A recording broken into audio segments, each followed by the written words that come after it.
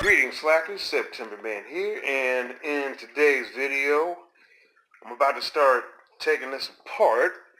I got this car with high mileage, and when I went to drive it, it wasn't blowing any hot air. And the reason for that is a blown head gasket. At least now I know how to, deduce and figure out that symptom. And so one of them, if your car's constantly overheating, you're continually putting water in it, but it's like coming out under pressure through either the cap here or that overflow tank, okay, that goes here or shooting out.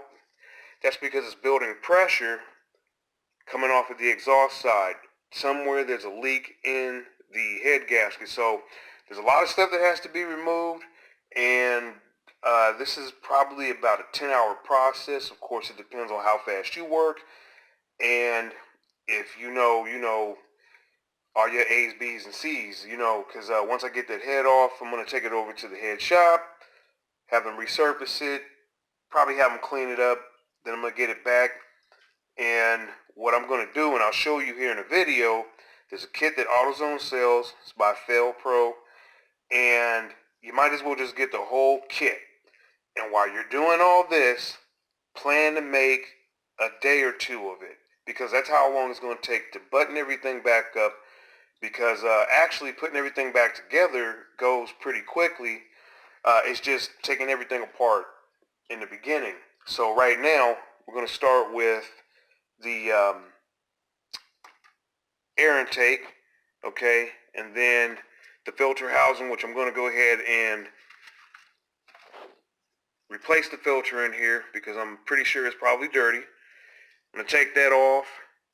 Your throttle body and all that is down below. Throttle body gasket. Under here we got the valve cover gasket, and as you can see, it's kind of wet right there, so that would indicate that there's a leak. While I'm at it, there's another place that oil leaks happen on these cars, and that is, there's a little cap right here behind the EGR, and what happens is under high pressure, and as you can see, if you can see down there, it's wet, so most likely under high pressure, oil is spurting out. In fact, I just checked this thing, and it's low on oil, and not only that, the oil that was on the dipstick was all black, so we're going to be doing a whole tune-up here, which is, the spark plugs and the coilover packs. I'll probably put all that stuff back in. I'm not going to change anything as of right now. I'm only going to do what's necessary, and that's so I'm not out here overheating while I'm ripping and running, and also so I know I have the reliability and the dependability because I did the work, and I saved myself some money. That's the best part about learning to work on our car. I'm going to get into some other stuff about, cars and car buying on Craigslist. So if that's something that you're interested in, check that out in the next video. And as always, that's going to do it for this video. I'll catch you in the next one.